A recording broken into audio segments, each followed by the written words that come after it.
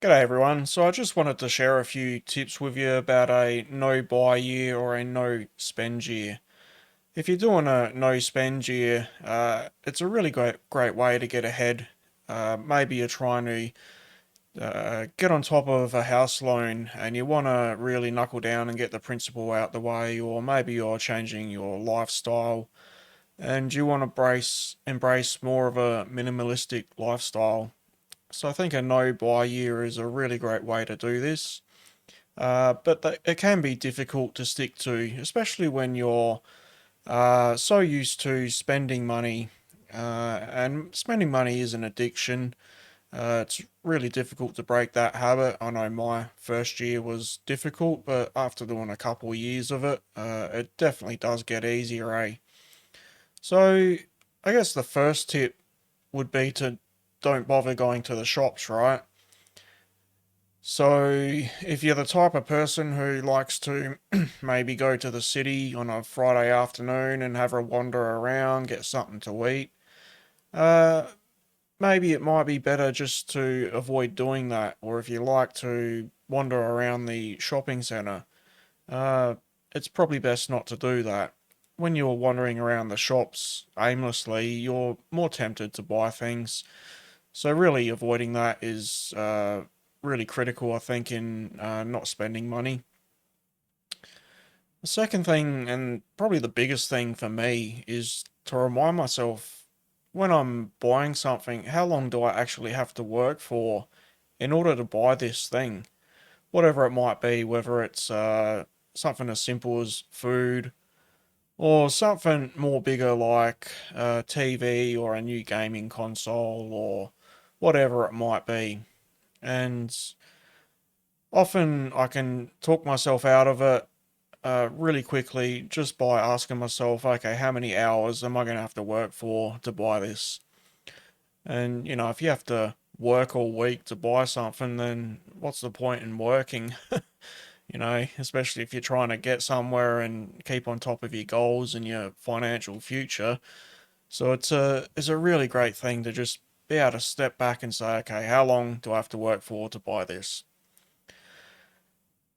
Another thing I find really helpful is if I do go down to the shops for something essential, I try and talk myself into the fact that I'm on a really tight schedule and I just have to get in and out of the shops.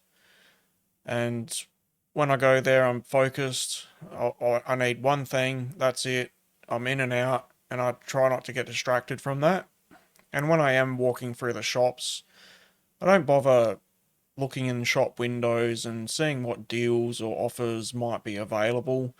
Um, I just walk through the shops and look at people rather than looking at or doing window shopping and seeing what might be on offer. Because when you see a good deal, let's face it, most of us are often tempted to get that deal, and later on down the track, we realise we've just bought something that we're not even going to use or doesn't even really serve us a purpose.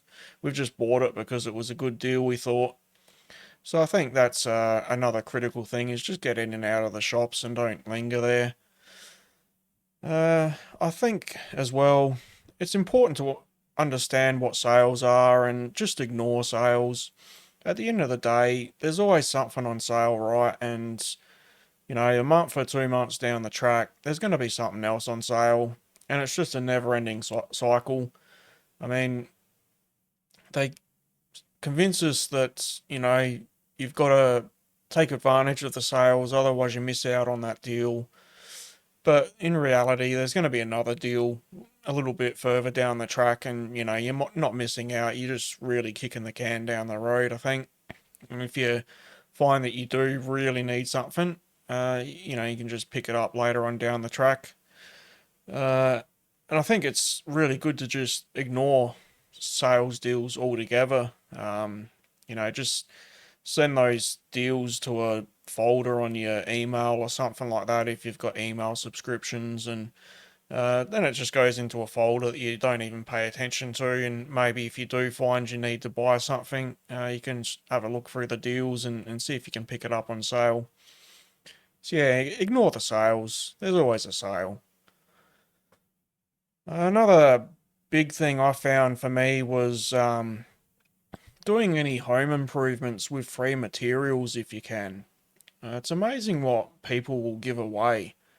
And you can quite often pick yourself up really good materials for nothing. To give you an example of this, I wanted to do the flooring in my house. I had really old cruddy carpet and lino that was falling apart, and I wanted to replace it.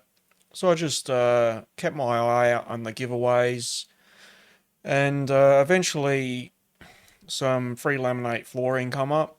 And when I went and looked at the flooring, it was in a really large house, a massive house, and it was really high quality, top end stuff. 14 mil thick, high quality, none of this cheap stuff. So I worked out I ended up getting about $5,000 worth of laminate flooring for free, and all it cost me was a bit of petrol and my time to pull it up and put it in the car, which I think took me half a day. So, yeah, making use of free materials is really such a good idea in order to save money. And not only are you saving money, but you're also creating projects and things for yourself to keep yourself busy and keep yourself occupied. So, yeah, try and make use of free materials if you can. Another thing I find really helpful is to just put up with things that might not be perfect. So in today's society, we've got such an obsession for shiny new things. Everything's got to be new and shiny and brand new and latest trend. We've got to have the nice car or the latest iPhone or whatever that might be. But uh, I find if you can just make do and go about the latest trends and use what you've got, um, and really wear it out until you absolutely have to replace it, then that's a really great way to keep on track and um, make sure you're on top of your no buy year. Because, let's face it, we're all tempted by nice, shiny new things. We're kind of like magpies, aren't we? We like to collect our shinies. Yeah, so if you can avoid buying new things all the time and just put up with what you got, then that's a really great way to keep on track with a no buy year too. Another thing I really find helpful is to find enjoyment out of things that don't cost much money and offer you a great deal of entertainment, whatever it might be. Um, so, a good example of this for me is multiplayer online games. They're often very little outlay for a good multiplayer game, and because you're playing it online with other gamers, you can get thousands of hours out of that game before you even think about replacing it. And the same is true for, I think, subscription services. You don't really pay too much money. So if you got, Netflix or something like that, it doesn't cost you too much to have that subscription over the year. But over that year, you'll get hundreds of hours of enjoyment out of that. So really, finding ways to not spend too much money or not spend money at all to maximize enjoyment is a really great way to keep on track. And another example of this might be, just simple things like getting out and doing a bit of gardening or going for a walk down the beach or going for a hike or something like that. And, maybe if you want to go on a holiday, maybe substitute that for going camping. It's far better to spend $200 on a camping trip than it is to spend a couple of thousand on a holiday.